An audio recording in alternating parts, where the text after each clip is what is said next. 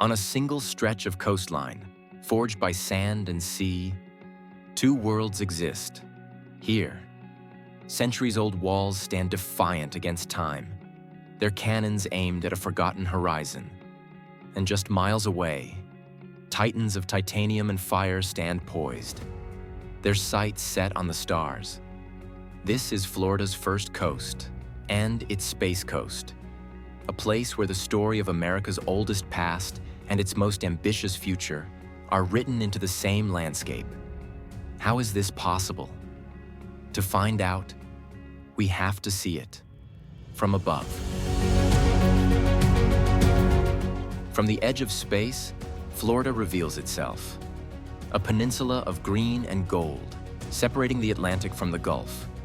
Our journey will take us down its eastern spine, a shoreline that holds the very story of America's beginning and its leap into the future.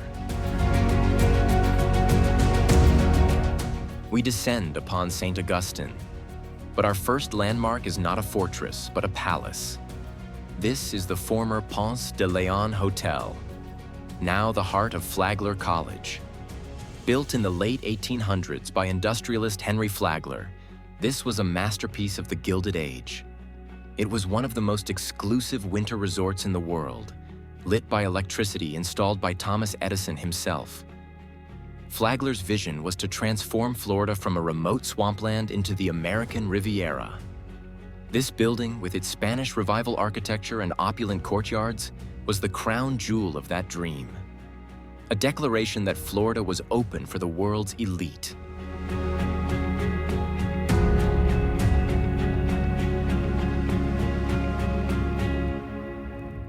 But long before Flagler's golden age, St. Augustine was a city built for survival.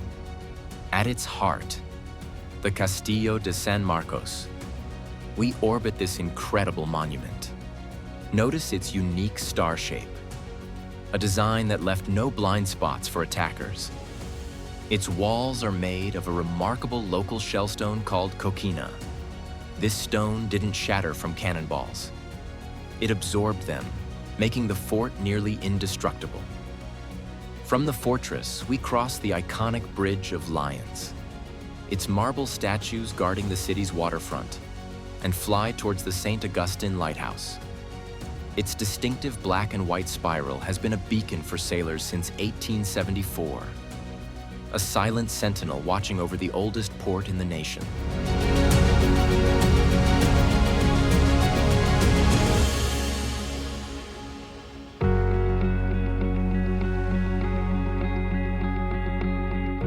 Following the lighthouse's gaze, we drift out to the coastline it protects.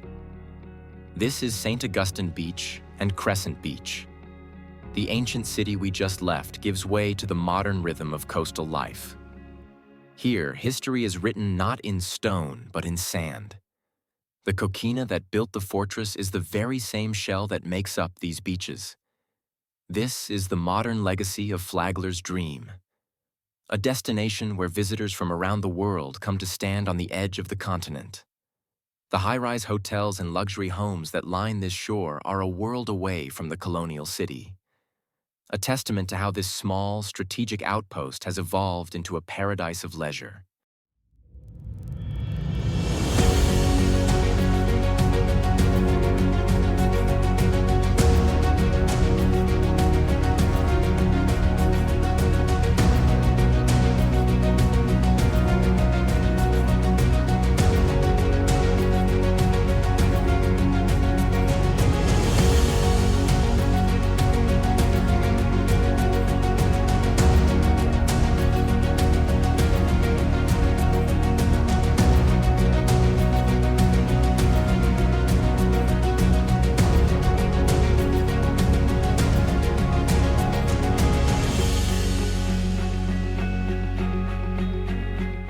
We now leap south down the coast, and the timeline accelerates dramatically. From high above, it looks like a modern amphitheater. This is the Daytona International Speedway. As we descend, its scale becomes clear. This is the world center of racing. The banking in its turns is immense, an incredible 31 degrees. They are so steep, a normal car couldn't even drive on them, but they allow race cars to maintain breathtaking speeds. Opened in 1959, this track took the spirit of racing off the nearby sands and forged it into a temple of speed. To orbit this place is to circle a monument to human and mechanical ambition, where history is measured in thousandths of a second.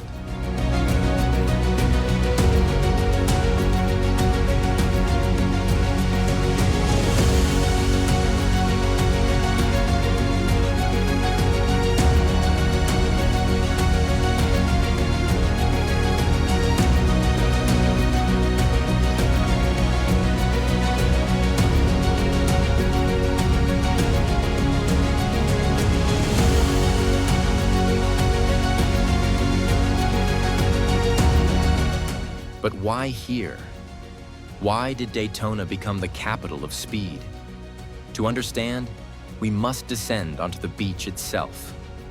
For the next 2 minutes, we will fly along this iconic shoreline. Look at this sand. It's wide, flat, and uniquely hard-packed. In the early 1900s, this made it one of the only places on Earth where daredevils in primitive automobiles could safely push their machines to the absolute limit. It wasn't just American hot rodders. This beach became an international stage for the fastest men on Earth. Legends like Sir Malcolm Campbell brought his famous Bluebird racers from Britain, setting a world record here in 1935 by screaming across this sand at over 276 miles per hour. The race course itself was a brutal, ingenious loop. Competitors would race 2 miles south on the hard-packed sand, then navigate a treacherous banked sand turn at the southern end. They would then return north on the narrow paved Atlantic Avenue, the A1A, before facing another difficult sand turn to complete the lap. It was a grueling test of man and machine against both the road and the tide. And it was here, after the races, that a local promoter and mechanic named Bill France Sr. began to formalize the rules. In 1947, he gathered drivers and owners and laid out a vision for a unified stock car racing league. That meeting was the birthplace of NASCAR. This wasn't just a racetrack. It was the cradle of America's greatest motorsport. For decades, this beach was the site of over a dozen land speed records. This was the original racetrack, a natural marvel of sand and surf where the legends of motorsport were born. The roar of engines on the Speedway is merely an echo of the sounds that once thundered across this very beach. Our final leap takes us to a place where speed is measured not in miles per hour, but in miles per second. This is the Kennedy Space Center, hallowed ground for the dreamers and the explorers. From here, humanity took its first steps into the cosmos. The monumental launch pads, the colossal vehicle assembly building. They are relics from a future we once only imagined.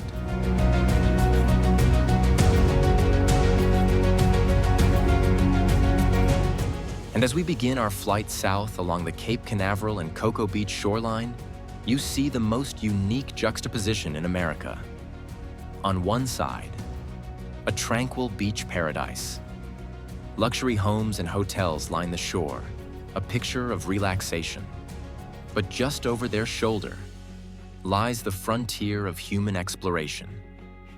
This is a place where residents can watch a rocket carry astronauts to orbit from their own backyard, where surfers paddle out, waiting for a wave, while a billion-dollar machine waits on the pad, ready to ascend to the heavens.